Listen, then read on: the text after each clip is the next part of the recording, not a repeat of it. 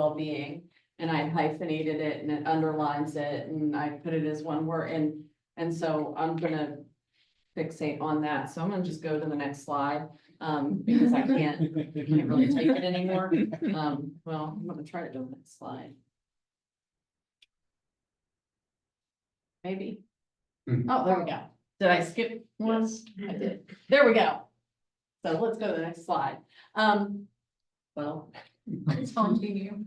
there. My fun story of the day, I started the day today at Meadowbrook Farm. So EKU, so I have mud on my pants and, I did at least change shirts and shoes. But if you all ever get the chance to go out to Meadowbrook, they're even open on the weekends because like, I guess animals are alive on the weekends and need things. They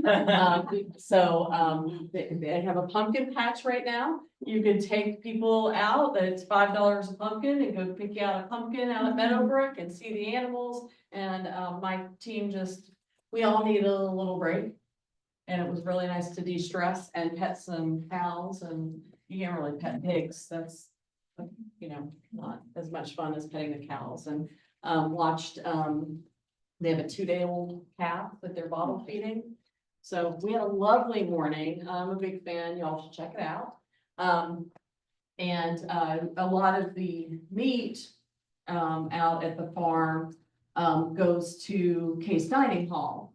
Some of the dairy, and so it's teaching students sustainability, and it was a really great experience. And I've worked with a lot of students that work out there, so it was good to make that connection. I start most presentations with EKU's mission statement because we're a school of opportunity. And so I was a first-generation college student myself. When I defended my dissertation, I called my daddy cry. And I channel that with the students that we work with, because it makes a big difference for generations to come. Both of my kiddos earned degrees. I have an engineer and a lawyer now. And so it does make generational change, and EKU provides that. So my daughter graduated from here also. And my son graduated from where I earned my bachelor's and master's degree at Marshall. So it makes a big difference. I always focus in on that. We're providing students with an opportunity. But if you've ever read Complete College America, there's a quote in it that's access without success is a broken promise. So for providing students with access to a college education, we need to be providing them with the support, the resources to help them be successful. So a common quote I use is that they have to Maslow before they bloom. So as educators, you focus on where is this in Bloom's taxonomy, remembering, memorization, and we tell students memorization is not enough. I need the nurse that's sticking a needle in my arm to remember what they learned in their first anatomy class. They have to be able to apply it. They have to, it's more than memorization. But you all are working to get them to this create level, right? You want them to create their own work. You want them to be able to defend theories, develop their own theories, and go out and teach themselves lots of different things. And so you're so busy working with that, and that's kind of assuming that they're already in self-actualization on Maslow's hierarchy of needs. But many of our students struggle with physiological needs, and we'll get into that, the resources available. Some of them may not feel safe, and maybe they come from a background of trauma. The ACEs scores for our students, adverse childhood experiences, are high. A lot of our students come in with well above a 4 on the ACEs scale, and so they aren't going to feel safe anywhere unless we're very intentional in helping them with that. And then we're busy trying to help them belong, the U3 experience and that sense of belonging. It made me so happy at the Flo Rida concert, seeing all the students like singing together and dancing together in unison. And that's an important part of what we do. Is it a lot of fun? Yeah, I certainly enjoyed it, but it is helping them start to gather that sense of belonging here. And then we assume esteem. they must feel pretty good about themselves coming into college, but first generation college students struggle a great deal with imposter syndrome. So how do you do all these things, self-actualization? I tell students, I think I'm always in that process of trying to reach that, where I belong and what I'm doing here. Some just data about mental health in the United States. And this was the National Institute of Mental Health estimated 1 in 5 adults in the US live with a mental illness. And during the pandemic, instructors were often the only people in the college that students would interact with. And I recognize that if students interact with you all more than probably anybody else other than their friends, from an employee perspective here, you're seeing things that I don't see. The popularity of group therapy has helped destigmatize mental health. There's still a stigma, especially with a lot of cultures, but because of that, seeking counseling, because of this work at trying to destigmatize it, more and more people are seeking out counseling services too. And so that's increasing the volume that we see seeking help. In addition to that, approximately 10% of EKU students have accommodations. So the Center for Student Accessibility reports to me, and there are over 1,300 students registered for accommodations with them. Now, some of these they have an emotional support animal, but that does indicate a mental health issue. Some of them are physical health needs. But we know that many of these things overlap. There's lots of coexisting issues that our students are struggling with. Counseling center check-ins were steadily increasing pre-pandemic. The mental health crisis did not start at the pandemic. It was starting before the pandemic. It was just exacerbated by the pandemic. And these signs in students can vary widely. If they're struggling with their mental health, there can be lots of different signs that there's something to be concerned about.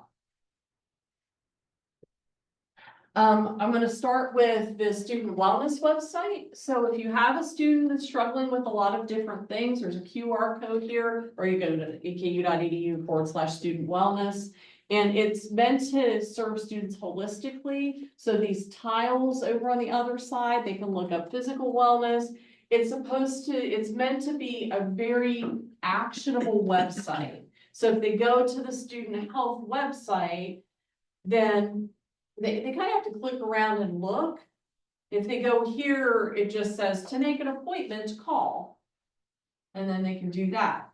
Same with the counseling center. They could pick individual therapy or group therapy, and it tells them exactly how to access those things. The websites for these different areas has been looked at closely too, and they're navigable, but we were trying to also group things by need. So you can send students directly here to start getting, and some of these, like the housing and transportation, is not as developed as we want it to be. Just a lot of it is a work in progress. But most of the things I'll talk about here will be on that website. And I just want to talk real briefly about stress, because when students are experiencing stress in your classroom, it is going to decrease their ability to perform, as you know. But one of these theories, attentional control theory, means that they're going to process negative information first. So like Alex was saying about her students were very vocal about the things that were going wrong.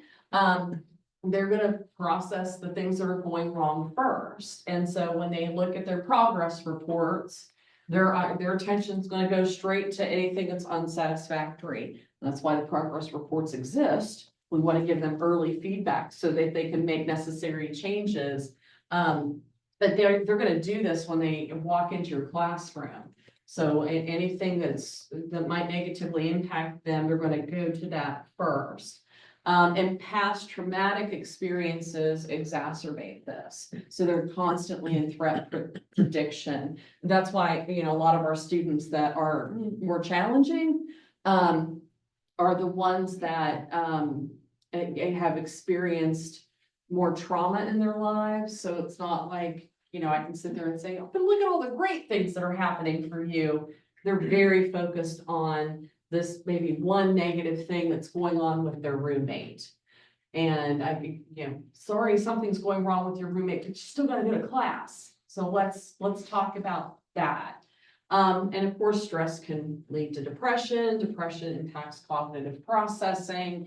And so it's true that when they're having, a conflict with their roommate, or if there's something going on back at home, I met with a student the other day whose parents are getting divorced. You're an adult now, but that still has an impact on him. And so that's just taking up that bandwidth in his brain. He's not going to be able to process his material as easily as he probably once could. All right, so let's talk about physical health first. Recently, a student told a faculty member, "Oh, I didn't go to student health services because they just deal with STIs." That's not all that student health services does. Now, if you break a leg, go to the hospital, but they do illnesses, acute care, they test for mono, they test for COVID, all of the tests that they do. They do physicals for on-campus programs. So our marching band students, athletes, people like that can go get physicals, or for other programs where they have to have a physical before they can go out. TB skin tests, super common. But they'll do allergy injections. They have a refrigerator full of allergy shots. Students can make arrangements to have their allergy shots sent to student health services, and then they go for their allergy injections. There's other ongoing care needs that, if a student has a physical device that might need some upkeep and care, they can help with that. They do STI testing, they do gynecological services, and lots of lab services, but they also have mental health services. So they have psychiatric nurse practitioners that can actually get students started on medication for any kind of mental illnesses, anxiety, depression. So they have 3 nurse practitioners, and 2 of them have the credentials through the FDA for controlled substances. So if they need to upkeep their Adderall, they can help with that. Yes. So the services are free, I guess, but the medication, they have to pay for that? Thank you for asking. The services are paid for by their student health fee, so they're free. They're charged as part of their bill. And so any of the lab services are free, the TB skin tests are for all of that is already covered by their fee. If they need medication, they don't give medication there. They can prescribe, but they don't distribute. So the student would have to go to a pharmacy. However, they are mindful of cost. They also, by the way, student health does not bill their insurance, but they'll ask the student, do you have insurance to cover this medication? If they don't, they're going to have to pay out of pocket. They're very mindful of the cost of that. There's also a pharmacy in Richmond that delivers. So if the student doesn't drive, they can call it to that pharmacy, and that pharmacy will deliver to the student's residence hall. So it's quite robust services there with a really great team. And the allergy injections, since they're given there, are those free, or they have to pay for that? They would have to have those sent through their pharmacy, or and so it's sent directly to student health services, because I guess most of those things stay refrigerated, so it has to be shipped in a special way. And then the students can come in for their injections. Many students have weekly injections. For the students with no insurance, is there a referral policy? Thank you. I forgot to mention that. Sorry. They have a connector that through Kentucky River Foothills that works with student health, that they can connect the connector. When I say connector, it's KY connector. So they have credentials through the cabinet to help students navigate the Medicaid process as well as SNAP benefits. The cabinet keeps promising us that they're going to put a connector on our campus. They have them, all the community colleges have them now, starting last January. And every time I see Lily from the CP, I'm like, hey, where are we on that? She's like, I really think it's going to happen, Lara, I just don't know when. So I'm hoping that eventually we'll have a connector on campus too. But Student Health Services will connect them with Karen Grace Payne at Kentucky River Foothills, and she can help them navigate that. This might be slightly off topic, but do you foresee that the connector is also going to work closely with like the kernels cover and things like that on campus where students are able to get those? We would want the connector to be very connected. Yeah. There would be a lot of overlap, and kernels covered, they don't report through me, but they're within our division. And so their AVP and I have regular meetings too, so stay on top of that. Kernels covered is great, which I'll bring up right now. So we do have a food pantry on campus, the Kernels covered. It's on the 3rd floor of the PAL building. If you want to get into discussing location of food pantries, we would be here all day. We have robust conversations about it. Should it be centralized where it, normalizes this? NKU's is like that, but NKU has Kroger as a sponsor. So they, have some resources behind it. I said the 3rd floor PAL, it is on the 3rd floor PAL, but it's 215 because the 1st floor, the bottom floor is 0. It's but students can email Kernels Covered to make an appointment. They can fill out a form, or they can just drop by during regular business hours. And it is set up like a kitchen and has refrigerated and frozen goods. They do shop for it. It's not all donated items. I don't donate items to Kernels Covered. I donate money because I know that they'll go out, and I think every 2 weeks they shop for it. There's also clothing items, personal hygiene, laundry pods, and things like that. There's a dietitian in Case Dining Hall. That's not a frequently known thing. Jillian Cup, she's great. And I don't know why I put Kernels Covered as her email address. They would connect you to her. But that was a weird thing I did. Her name's Jillian Cup. If you needed her email address, just let me know. But if students have food allergies or they have disordered eating and they have a dietitian or a nutritionist, Jillian can help them navigate Case Dining Hall so that they can get the kind of food or the kind of food and nutrition that they need. And then SNAP benefits, again, we have a connector with Kentucky River Foothills. I also have another connector with God's Pantry that I 3 connectors that I, okay, if this one's on vacation, you can reach out to this one. Housing, that's a little trickier. We have housing on campus, of course, but if it's a student that's in transition, we have emergency placement in EKU housing that can help them. But if they're a student with children, that can be a little trickier. We do have Scholar House. But they would have to apply for Section 8 housing to get into Scholar House. They also have to be a single parent. But we can provide housing quickly to registered students. Students have to be registered for liability sake. Just some language for you all, because often we refer to housing staff with their letters, and you might not know what that is. The RHC is a residence hall coordinator, so this is a full-time staff member. They also generally live in the residence hall. The RA is a resident advisor. They're student workers. So if you're asking the RA to do something, you're asking a student to do another thing for a student. Also, if you are worried about the well-being of a student from a mental health standpoint, and you ask an RHC, the RHC is not going to check on a student that may be suicidal. They're going to call EKU police to do that. It's a state law. And then the community desk, they call them CRM, community desk receptionist. The community desks operate from 8 a.m. to midnight. So the community desks are not staffed after hours. So if there's something going on after hours, you really should contact EKU police too. Financial, so Big East Central is on the 2nd floor of the Whitlock building. That's where students should go for financial aid questions.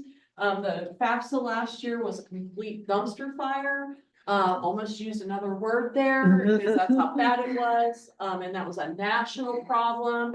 I'm on this national group that talks about student basic needs support. And, Congress was gonna try to force the Department of Education to release the FAFSA this year in October, and everybody's like, no. No, you did it too soon last year and it was late, like, no, it's not, if it's not ready, don't release it, they're still making them do it in December. But it's been a real nightmare. And students need to go to Big East Central, they'll help as much as they can with the FAFSA. Last year, the CPE had, I think there was a 2-week time period where students could call the CPE 24/7 to get help on the FAFSA.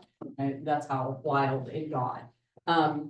Also, though, if you have a student that isn't getting much aid and they've been kicked out of their homes, estranged from their family, I had a student whose only parent passed away suddenly. They can fill out professional judgment forms so that they can be considered independent. Even then, I mean, I had a student last year that they were trying to explain the FAFSA. I was trying to explain to him, like, your mom has to do this, and he's like, but my mom died. And it was months.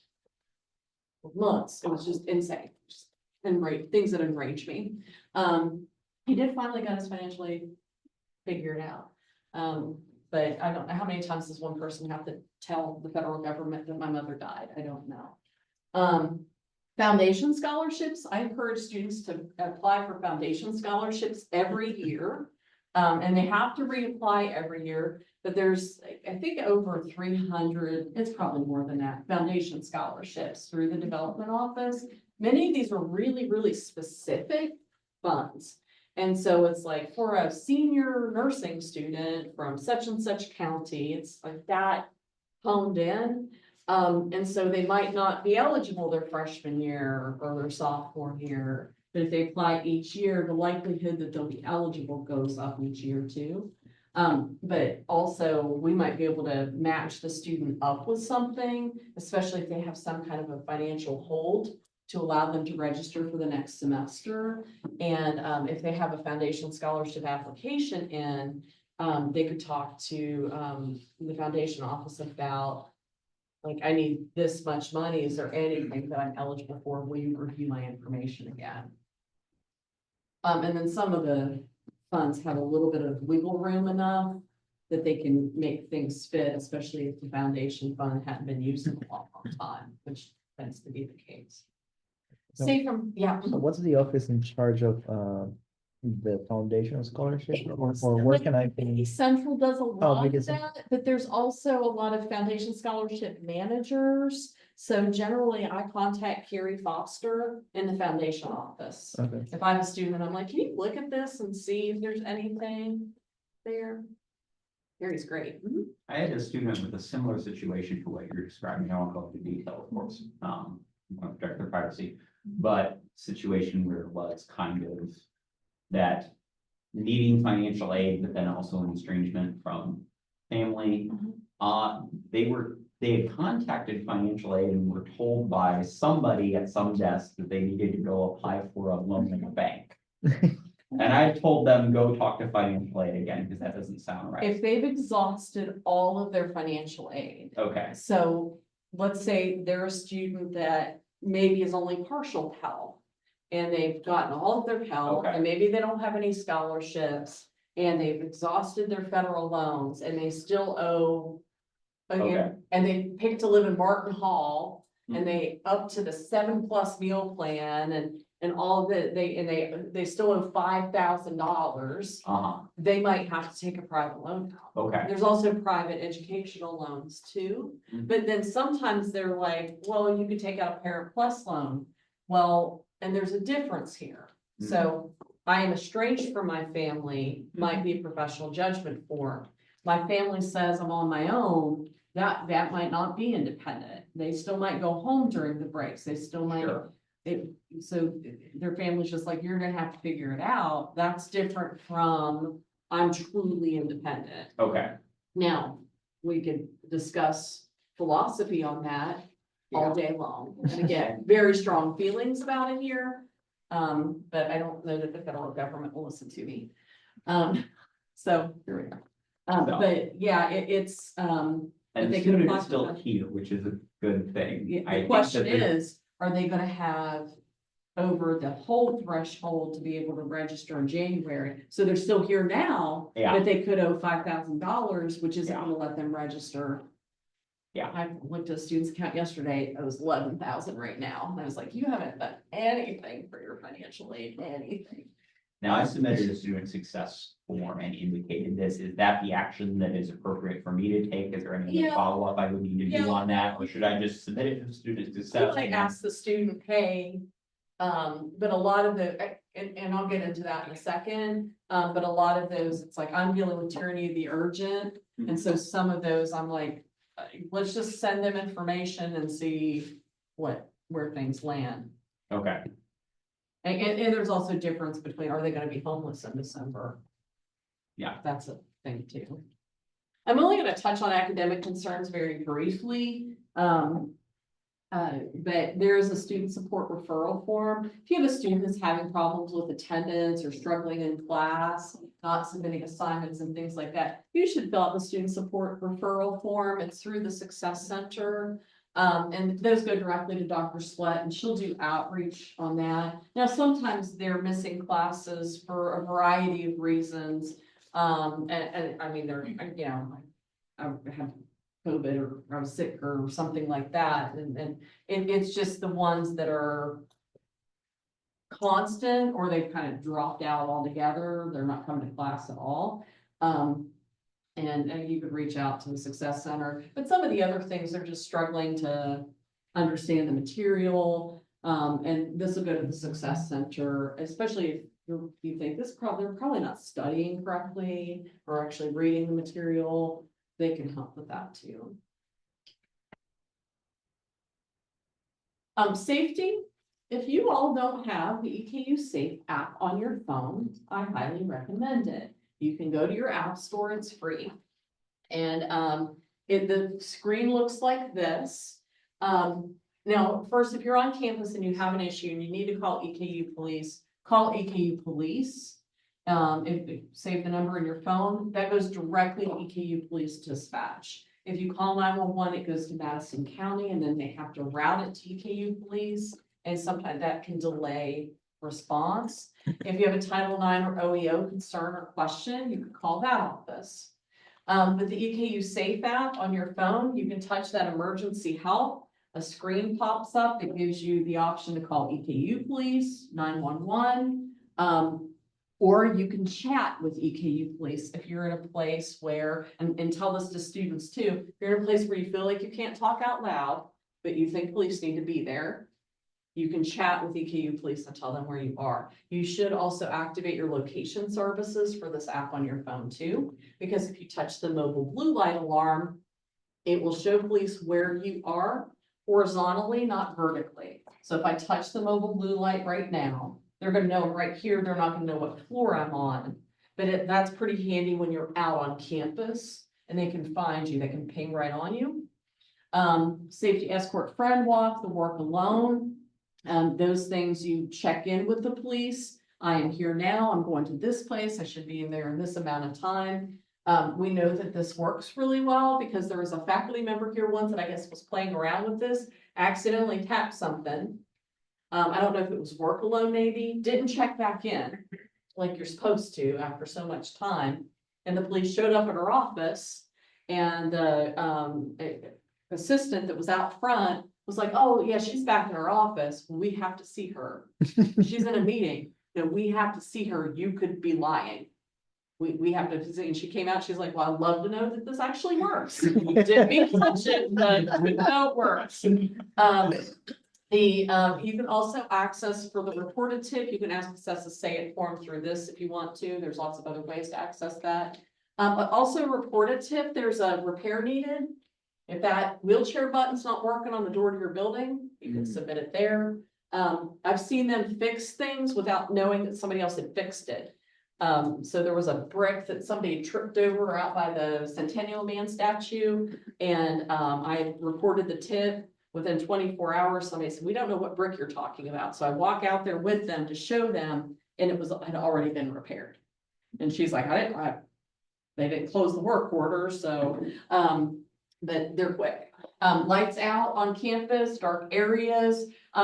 Let's say you're in a dark area, it's particularly dark in that area and there's not a light. You can put that in there, that report a tip as like a repair or safety concern. And, I've also actually seen Brian Mackinnon within 48 hours have a truck of light posts delivered to a parking lot that was not lit enough.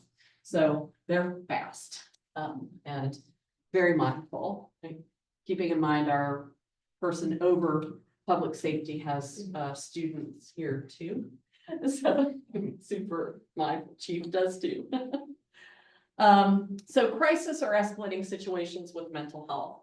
Again, you call EKU police. They're really great. I meet with all students that have welfare checks called on them. I also meet with all students that may have been transported for mental health reasons. I always ask them, so the police showed up. How was that? Scary? Were you alarmed? And always they'll say, oh, the officer was great. I really didn't want to go to Eastern State. But they thought I was too escalated. Students can also then go to Baptist Health Thrive now. So that's changed within the last few months. And they can go to the Thrive Center here in Richmond, which seems to be a better experience and it's close. And then they have good communication with our counseling center here as well. But I mean, several students, I had one student say, well, the officers kind of sat down with me and talked to me and said, you know, I have a daughter about your age. I want somebody to take time to talk to her. So they respond well. Again, state law, and so we have to stay in compliance with that. But they're trained, several of them have the mental health first aid training now too. You can submit a SAID referral form. Please note that if it's an emergency, submitting the form does not mean that you will respond right away. If it's 2 o'clock in the morning, the email ding on my phone doesn't wake me up. And also I'm not gonna, then I'm just gonna call EKU police and we've just delayed everything. You can call 988 if the student is there with you. You can call 988 with the student. You can walk the student to the counseling center if it's during business hours. The counseling center's line is also functions 24/7. I'll have that number up here in a minute. But if it's a student in crisis that needs to talk to somebody right away, these are options with the exception of the SAID referral form. Mental health resources now. Counseling center, there's a counseling center's line. 8 to 4:30 on Monday through Friday, you can walk the student to the counseling center. They do have on-call counselors. And if you walk in with a student and you know, hi, I'm Professor so-and-so from this department. I was meeting with a student. They need to see somebody. They're going to assume it's a crisis. That's their standard practice up at that front desk. Now, sometimes I'll walk students in there and say they need to make an appointment for an initial assessment. The student's not in crisis, but they kind of need somebody to break the ice, walk them in, and get that initial appointment. Most of the time though, if I walk in, they're going to assume it's a crisis too. It's just what they do. They also on their website, they have the list of workshops, they have support groups. The psychology clinic now has a support group for women who've been in domestic violence situations. So psychology clinic has some. Generally with the psychology clinic though, with the exception of those open groups, to get a student into the psychology clinic, they need to be referred through the counseling center. Counseling center will do an initial assessment. And if the student's beyond the scope of what they can do there, or they need some kind of an additional, more in-depth assessment, they'll refer them to the psychology clinic. And those groups are under one umbrella with Dustin Wygant, the executive director of student behavioral health. So they report up to him.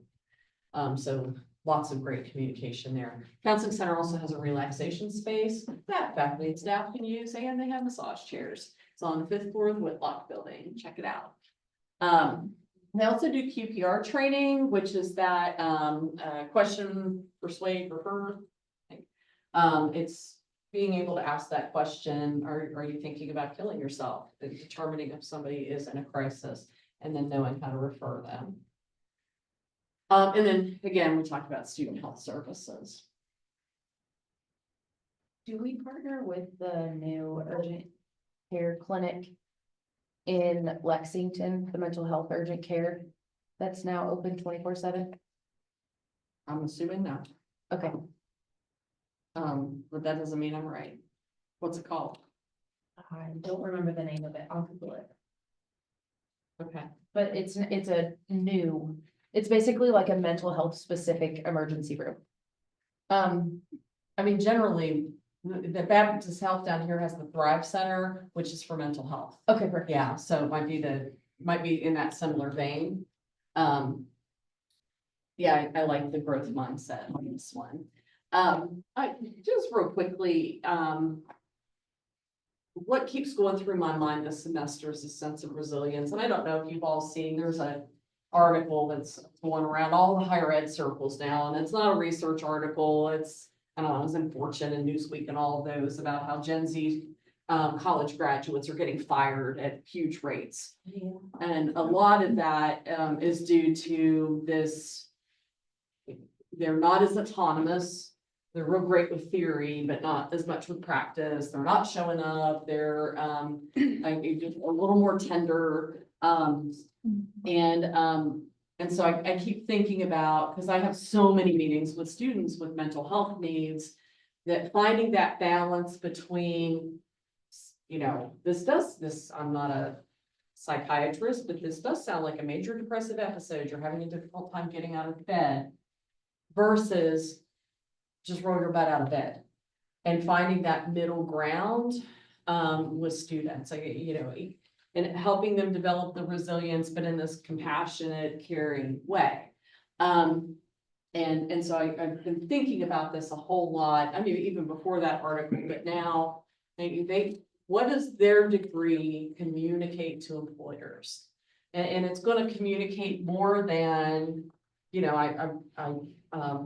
I know my anthropology, like I know my anthropology theory, I know how to read and write and critically think.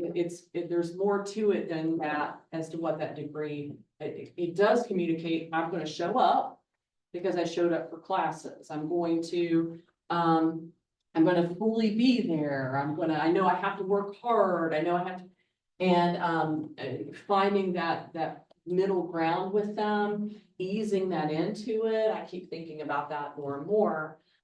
So developing a growth mindset, helping students. I corrected a student the other day. It was like, I'm just never going to be able to do math. I'm terrible at math. And I'm like, you're not good at math yet.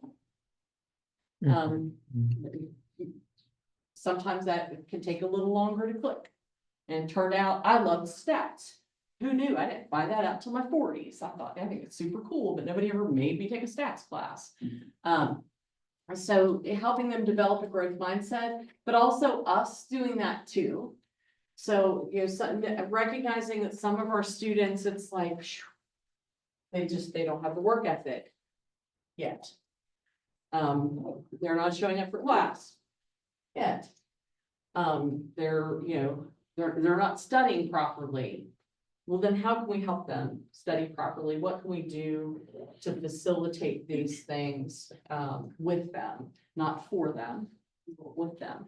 And keeping those things in mind, and as well as, I am not equipped to ask a student if they're thinking about killing themselves, but you could be. And so thinking about moving forward, I recognize that I'm saying this in a room of new faculty. And y'all already got a whole bunch going on.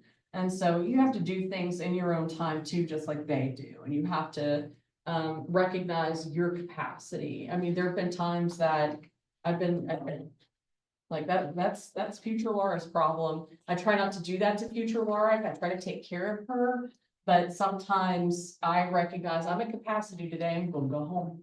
And I'm not going to look at my email. And that's just how it's going to be. Because I'm at this point, if I tried to type an email to somebody, an email response to somebody, I might forget how to use words. So, you know, keeping that in mind for ourselves as well. Facilitating peer support within the classroom, we are so not good at working with each other. They are, conflict management, the residence halls, like they will move out in the dark of the night rather than actually tell their roommate, you ate my candy and it made me mad. It's still a thing. They will ghost each other and it's like, yeah, you're gonna ghost this person, but you're just moving down the hall. You're not really disappearing.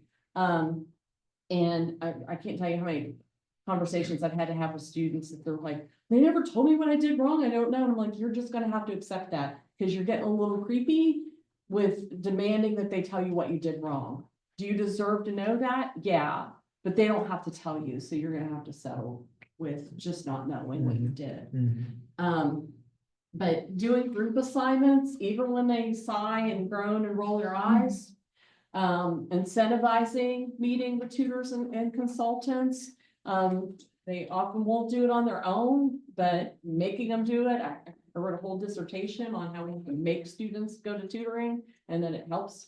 But you have to make them do the things that you know is going to help them because they just don't seem to voluntarily do it, sadly.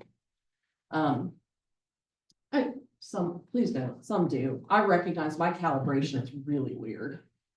I was at this STEM bingo event the other night. I was like, I don't know any of these students. They're all so great. They're all fine. I didn't know this. So it's really good for me. But yeah, so my calibration is weird.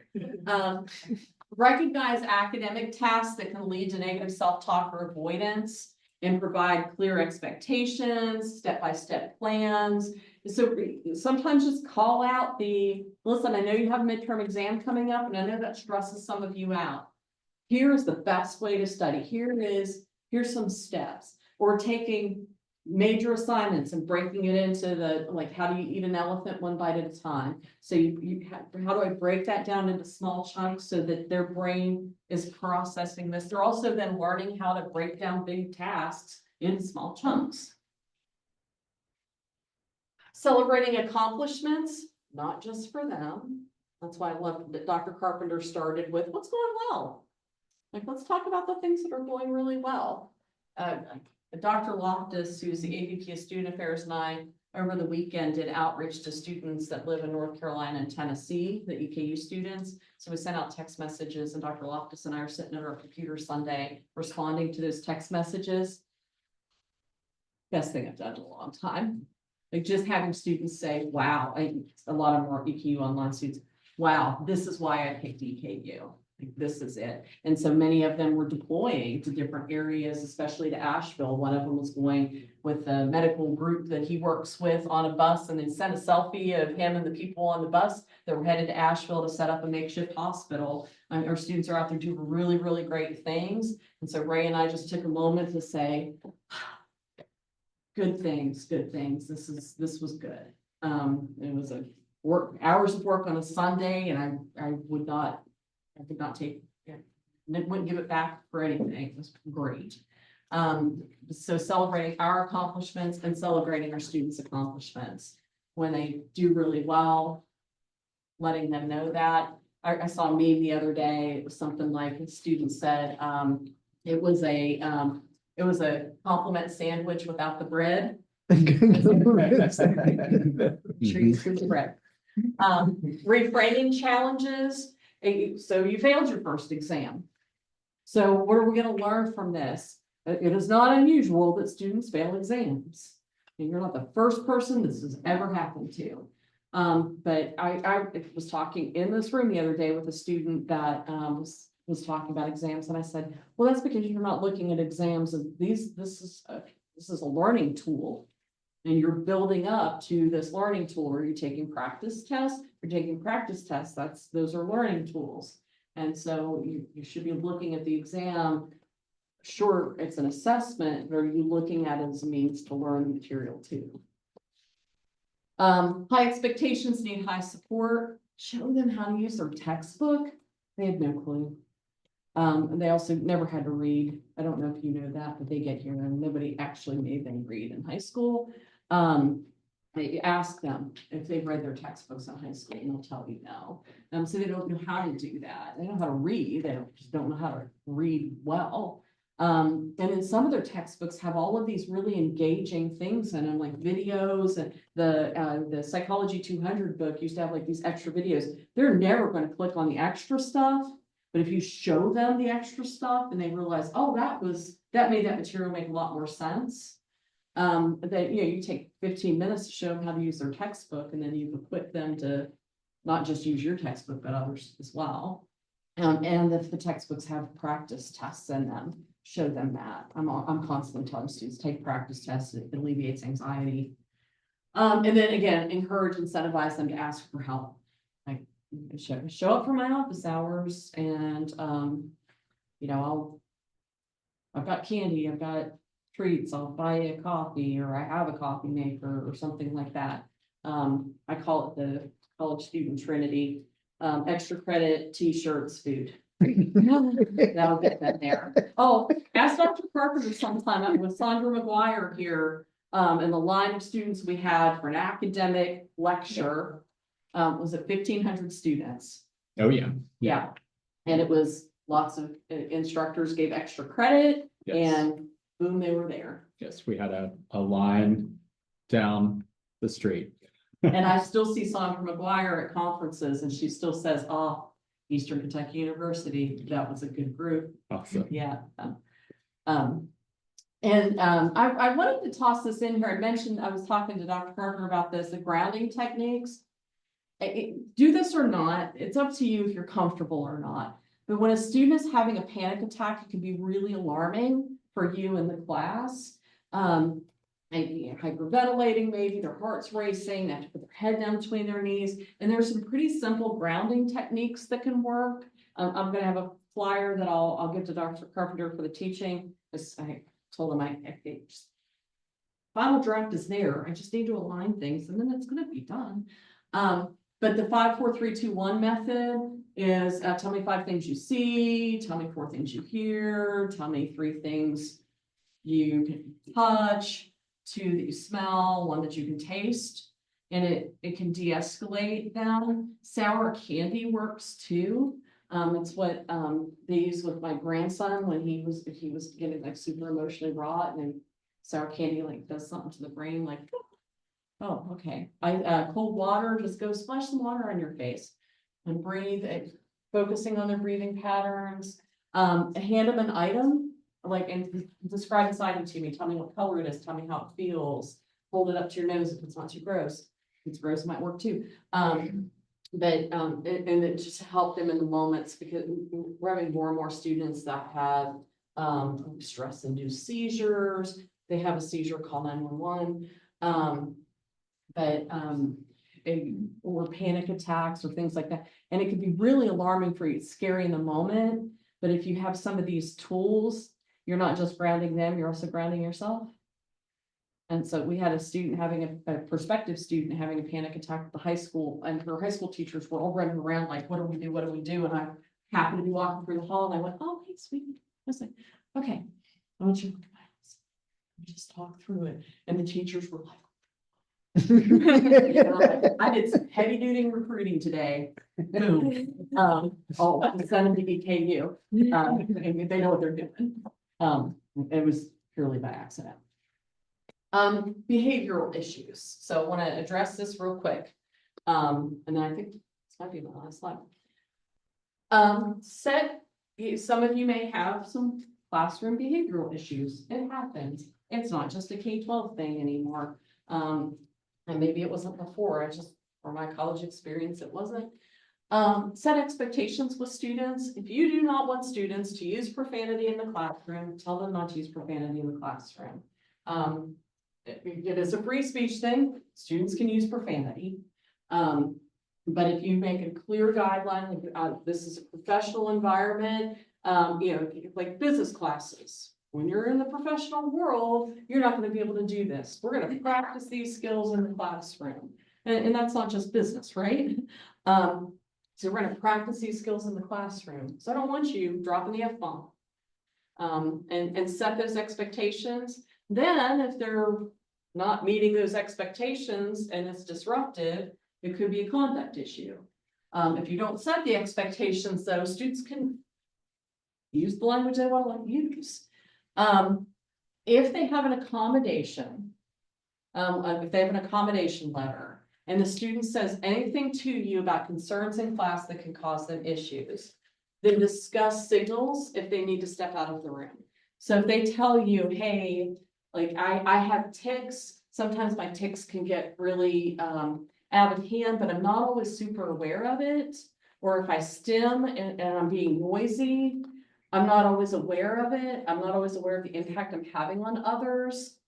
If they talk to you about that, work out a signal with them, say, I don't want to call you out of class. Is there something that would you like me to walk up to your desk and put my hand in front of you to let you know you might need to go out in the hallway and take a break? Or, you know, there could be signs and or anything like that that's within their comfort zone. Or some of them might say, no, I'm gonna need you to tell me directly because I don't do social cues well. The student I was talking to once that has autism spectrum disorder and said, well, my friends were like, read the room. And they said, I wish I could. You just need to tell me directly. And it's not being rude. When you tell me, we are going to this place alone, we don't want you with us because we want girl time. Just tell me, you're not gonna hurt my feelings. I just need you to say it. You're gonna hurt my feelings if you cut me out altogether, and I don't know why. And it's particularly female students we're not accustomed to that because we were raised to be polite to everybody no matter what. And so I've had to have many conversations with female students to say, no, it's okay. You have my permission to tell somebody point blank, if this is what you need right now, I'm telling you, tell them, leave me alone. And sometimes then they're like, okay, I think I just needed to hear that from somebody. Conversations outside of class to say, hey, today in class, your behavior was escalating. Can we talk about this? And what we can do to fix this, because it's getting disruptive for the rest of the students. For de-escalation, looking at, is it behavioral or is it something else? So a student that has Tourette's, really the more they think about, don't say this, don't say this, don't say this, the more likely they're gonna say it. They can't, like, it's just, they can't, that it has opposite effect. But that can still be managed. Work with the student, work with the CSA office, you talk to me, talk to Kelly Cover,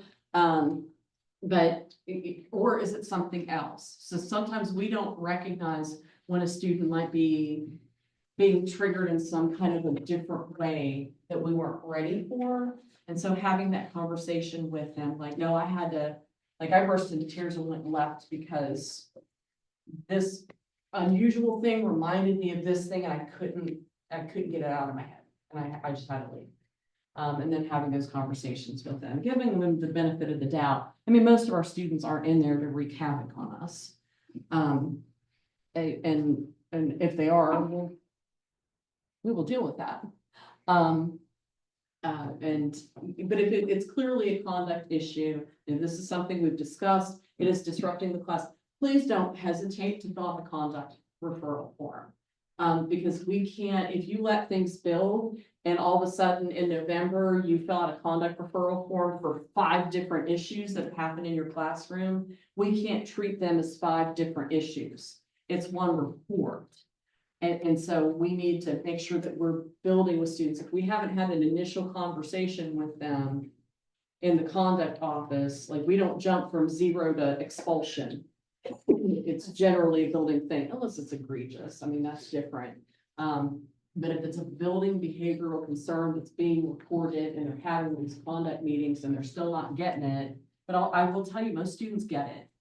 That initial conduct meeting, and we have data that shows that I think it's students that have a conduct meeting retain higher than our general student population. There's kind of strange data like that.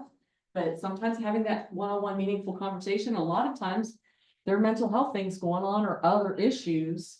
And we just need to offer, and our conduct process is an educational one. So we're providing them with additional resources. There's also a procedure to have a student leave the classroom. If you've had a conversation with them and you need them to leave, it's like, I need you to go take a timeout. I need you to go out. We'll talk about this later, but you need to leave now. If they refuse, dismiss the whole class. And let them know if this happens again, I'm gonna ask you to leave. If you don't leave, I'm just gonna call the police. It's not a common thing. But you do have those tools, and it doesn't matter if they have an accommodation or not. They still are responsible for the behavior. The accommodations are for academic things. And then say it process. I have 2 minutes left. Please trust the process. We meet every Wednesday. We see every referral that comes in. Even if I haven't sent you an email to tell you what I've done, I promise you we're doing things. Our referrals have gone up 30% this year over last year. So we're managing. We just can't give the kind of feedback that we would like to give to faculty. I do try to respond when it's new faculty, because I know you don't know me well yet. You don't know me enough to trust me yet.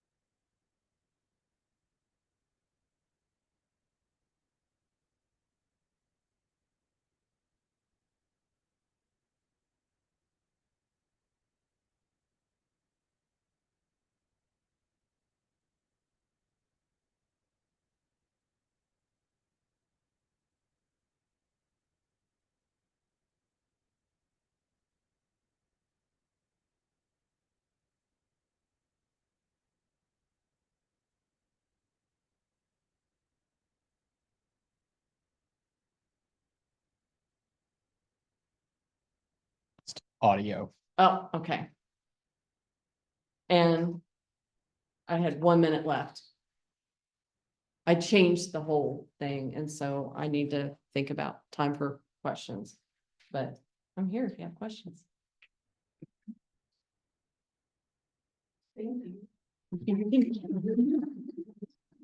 Please feel free to reach out to me through email if you want any, like you said something about this, you flew through, like you said something about this, can you give me more information? I'm also happy to have conversations with you on the phone, in person. I had a whole team professor meeting about a student the other day and helping that student help themselves. So my boundaries are